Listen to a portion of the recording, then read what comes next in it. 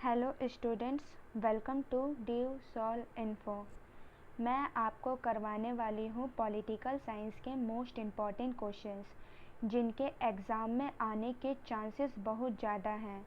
और आपने देखा भी होगा कि जो हमने फर्स्ट सेमेस्टर में क्वेश्चन सीरीज करवाई थी उस क्वेश्चन सीरीज में से डायरेक्ट क्वेश्चन देखने को मिले थे। इसलिए हम आप सभी के लिए फिर से क्वेश्चन सीरीज लेकर आए हैं और ये क्वेश्चन सीरीज हम तभी आगे कंटिन्यू कर पाएंगे जब तक आप लोगों का रिस्पांस मिलता रहेगा। अगर आपका रिस्पांस हमें नहीं मिलेगा तो हम इस क्वेश्चन सीरीज को आगे कंटिन्यू नहीं कर पाएंगे।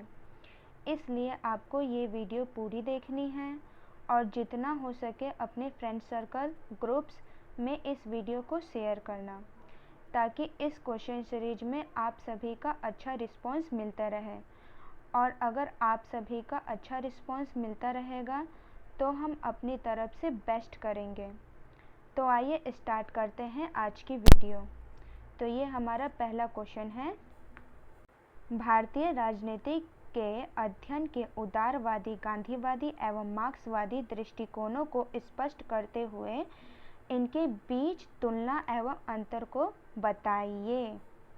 क्वेश्चन कह रहा है कि उदारवादी, गांधीवादी और मार्क्सवादी को डिफाइन करना है और इन लोगों के बीच में अंतर बताना है। ठीक है, समझ आया क्वेश्चन? तो आइए अब आप लोग आंसर लिख लीजिए। तो पहले आप लोग उदारवादी दृष्टिकोण लिखिए। उदारवादी कहते हैं कि राज्य के अलावा परिवार, जाति, चर्च तथा आर्थिक और सांस्कृतिक संघ जैसी बहुत सी ऐसी संस्थाएं हैं जिनके मिलने से समाज बना है। ठीक है, समझ आया? नेक्स्ट पॉइंट है, समाज में रहने वाले व्यक्तियों की इच्छाओं, आवश्यकताओं के बीच टकराव स्वाभाविक है। ठीक है, नेक्स्ट पॉइंट है, यह टकराव संघ का रूप ले सकता है, इसके समाज में नुकसान भी उठाना पड़ता है। ठीक है, नेक्स्ट है, राजनीतिक विभिन्न सामाजिक को आपस में तालमेल बिठाने में मदद करती है। राजनीतिक समस्या नहीं, समस्या का समाधान है। समझ आया? ये उदारवादी का कहना था। अब आइए इसकी और अच्छे से आप लोग व्याख्या कर लीजिए। उदारवादी लोग कहते हैं कि लोकतांत्रिक स्वरूप लोकतंत्र के नींव पर खड़ा है। यह राज्य को एक लोकतांत्रिक राज्य के रूप में देखता है। नेक्स्ट है, कानून के शासन के माध्यम से यह अराजकता को रोकता है। उस समाज में जो पूर्ण स्वतंत्रता को प्रतिबंधित करता है, लेकिन सभी नागरिकों के लिए कानून के अंतर्गत समाज उत्पन्न करता है। ठीक है, नेक्स्ट है, उदारवादियों ने राजनीतिक प्रक्रियाओं के प्रधानता और स्वतंत्रता पर बल दिया है। ठीक है, कुछ उदारवादियों ने, विद्वानों ने अपना मत दिया है, वे हैं, स्टूडेंट इसे लिख लेना, बहुत इम्पोर्टेंट है। ठीक है, रजनी कोठारी ने भारतीय प्रतिरूप पर प्रमुख राजनीतिक केंद्र के समाज के रूप में टिप्पणी की है जो बहुवचन पहचान की विशेषता है। उन्होंने भारत में लोकतंत्र की सफल स्थापना के लिए महत्वपूर्ण कारकों के रूप में बहुलता, संहीनता और एकीकरण के लिए एक प्रतिभा के अस्तित्व पर विचार किया है। ठीक है, समझ आया? नेक्स्ट है, विद्वान मॉरिस जोन्स, इन्होंने भारत के राज्य के प्रकृति को समझने के लिए राजनीतिक संस्थाओं और प्रकृतियों के कार्य पर था। ठीक है, उन्होंने विभिन्न स्तर पर परिवर्तन लाने के लिए लोकतांत्रिक संस्थाओं को महत्व दिया। उन्होंने आर्थिक और सामाजिक परिवर्तन लाने में राजनीतिक संस्थाओं के क्षमता पर बल दिया। पहला है पॉइंट, यह माना गया है कि एक उदार लोकतांत्रिक संवैधानिक प्रणाली और सार्वभौमिक मताधिकार के साथ भारतीय राजनीतिक प्रणाली धीरे धीरे लोकतांत्रिक निर्णय की अपनी प्रक्रियाओं का विकास करेगी। ठीक है। और सेकंड है लोकतांत्रिक विचारधारा, आर्थिक विकास, वितरणात्मक न्याय के इस समायोजन ने एक पारंपरिक रूप से उदासीन समाज को बदलने का एक अनूठा अवसर प्रदान किया है, जिसमें राज्य केंद्रीय साधन बन गया। ठीक है। और राजनीतिक परिवर्तन का प्रमुख प्रतिनिधित्व बन गया। थर्ड है यह राजनीतिक संस्था और लोकतांत्रिक प्रक्रियाओं की आशावादी चित्रण को दर्शाती है। समझ आया। नेक्स्ट विद्वान है मायरडल के अनुसार भारतीय राज्य नर्म था क्योंकि इसमें सुधार और विकास के रास्ते में खड़े संस्थाओं को सुधारने की कोई शक्ति नहीं थी। ठीक है। समझ आया। नेक्स्ट पॉइंट है उदार दृष्टिकोण भारत में राज्य और राजनीतिक शक्ति को समझने के लिए संस्थाओं और प्रक्रियाओं पर केंद्रित है। राज्य को सामाजिक प्रगति का केंद्र, साधन और परिवर्तन का प्रमुख एजेंट माना। ठीक है। और रुडोल्फ के अनुसार भारतीय राज्य में दो समूह हैं, पहला उत्पादन का मालिक है और दूसरा मजदूर समूह। ठीक है। दो समूह था। ठीक है। समझ आया। तो ये था हमारा उदारवादी दृष्टिकोण। अब आप लोग मार्क्सवादी दृष्टिकोण के बारे में लिख लीजिए। तो पहले आप लोग मार्क्सवादी क्या कह रहे हैं वो लिख लीजिए। पहला पॉइंट है मार्क्स के अनुसार राजनीतिक परिवर्तन भौतिक परिस्थितियों के कारण होता है। भौतिक परिस्थितियाँ का मतलब होता है उत्पादन और वितरण प्रणाली। ठीक है। समझ आया। सेकंड है उत्पादन के साधनों पर अगर सामंतों, अमीरों, ताकतवरों लोगों का अधिकार होगा तो शिक्षा, धर्म, राजनीतिक और अन्य व्यवस्था भी उन्हीं के हाथ में होगी। समझ आया। नेक्स्ट है यदि उत्पादन के साधन पूंजीपतियों के हाथों में हैं तो राजनीतिक और सांस्कृतिक जीवन भी उन्हीं के हाथों में होगा। समझ आया। स्टूडेंट इसे लिख लेना, बहुत इम्पोर्टेंट है।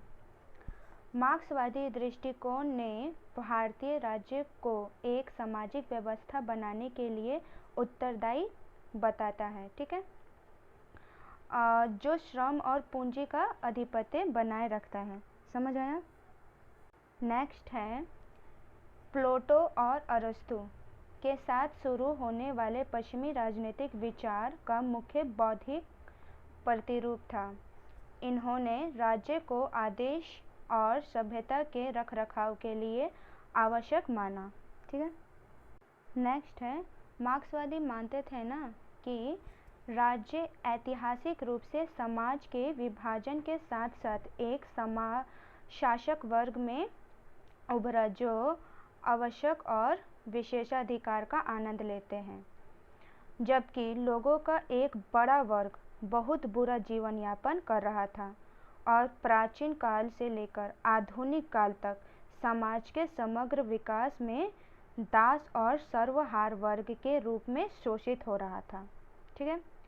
बाद में मार्क्स के विश्वास हो गया कि सर्वहार वर्ग के संघर्ष को जीतने के लिए राज्य को समाप्त किया जाना चाहिए। ठीक है। समझ आया। नेक्स्ट है अकादमिक मार्क्सवादी जैसे A.R. देसाई ने भारत को एक पूंजीवादी राज्य कहा। वे बुर्जुआ संविधान के रूप में उन्होंने भारतीय संविधान का नाम दिया एवं तर्क दिए कि शुरू में संविधान में संपत्ति के अधिकार को शामिल करने का अधिकार स्वामित्व के माध्यम से आय का अधिकार देना था, जिसके परिणाम स्वरूप सामाजिक असमानताएं थी। समझ आया। तो यह तो था हमारा मार्क्सवादी दृष्टिकोण। अब आप लोग गांधीवादी दृष्टिकोण के बारे में लिख लीजिए। गांधीवादी कहते हैं कि राज्य की प्रकृति का अध्ययन करने के लिए गांधीवादी दृष्टिकोण स्वराज की अवधारणा पर आधारित है, जिसका अर्थ है विदेशी शासन का अभाव और स्व सरकार की स्थापना। उन्होंने राज्य को एक आवश्यक बुराई माना और थोरो के हुक्म का समर्थन किया। थोरो जो है ना, एक नाम है, ठीक है। वह सरकार सबसे अच्छी है जो सबसे कम शासन करती है। समझ में है? इसमें कहा गया कि लोगों की स्वतंत्रता और अधिकारों के साथ हस्तक्षेप न्यूनतम होने पर सरकार सर्वश्रेष्ठ होती है, ठीक है। सर्वश्रेष्ठ का मतलब बहुत अच्छा।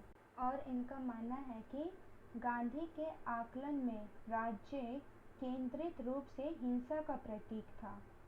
नागरिकों से निष्ठा सुनिश्चित करने के लिए राज्य बेरहम या हिंसक उपायों को लागू करता है, ठीक है।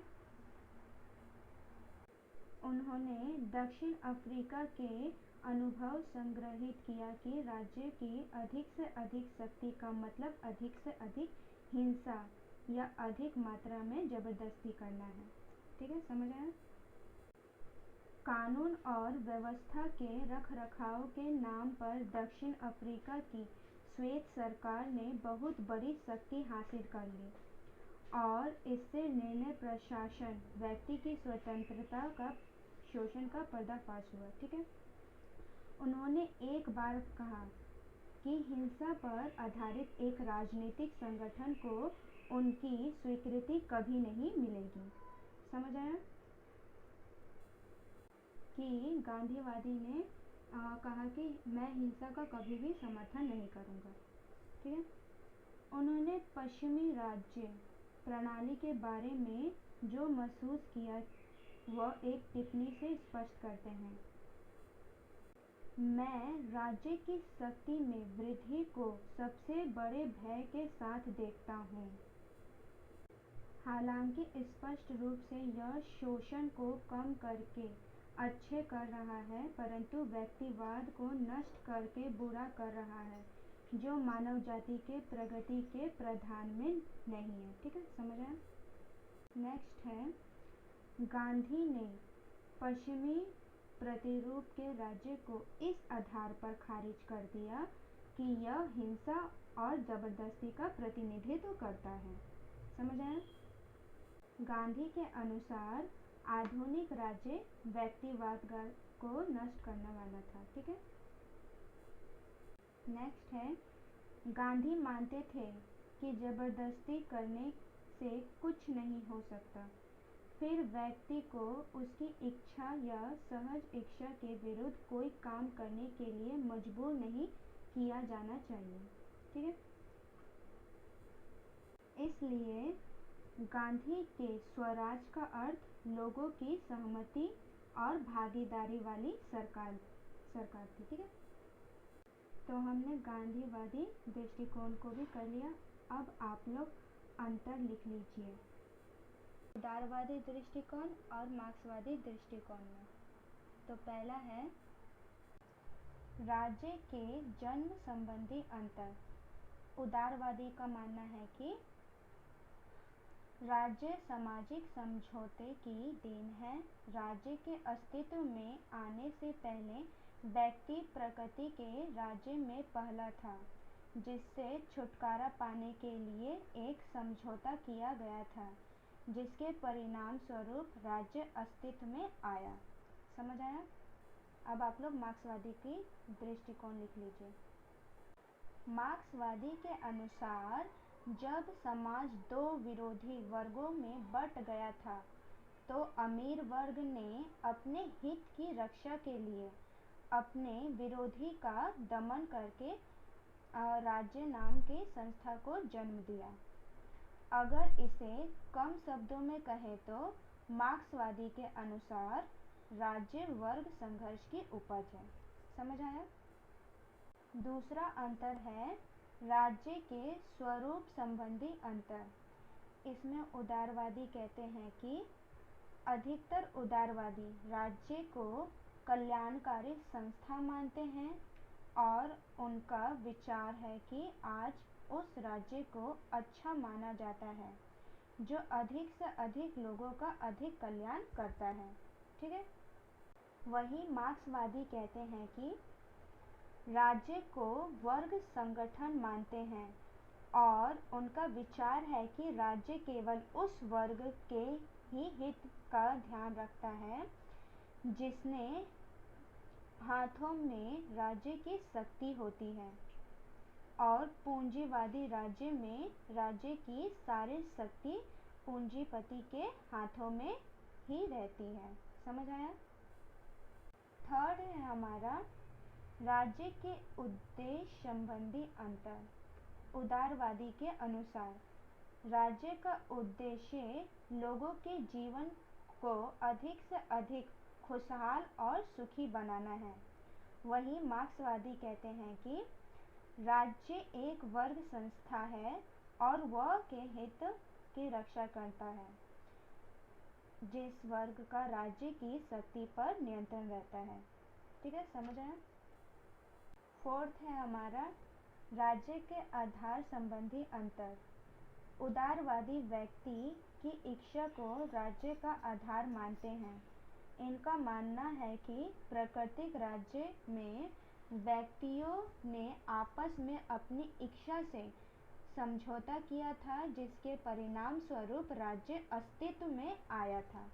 ठीक है, मार्क्सवादी कहते हैं कि मार्क्सवादी शक्ति को राज्य का आधार मानते हैं। उनका मानना है कि शक्ति द्वारा ही राज्य कायम है।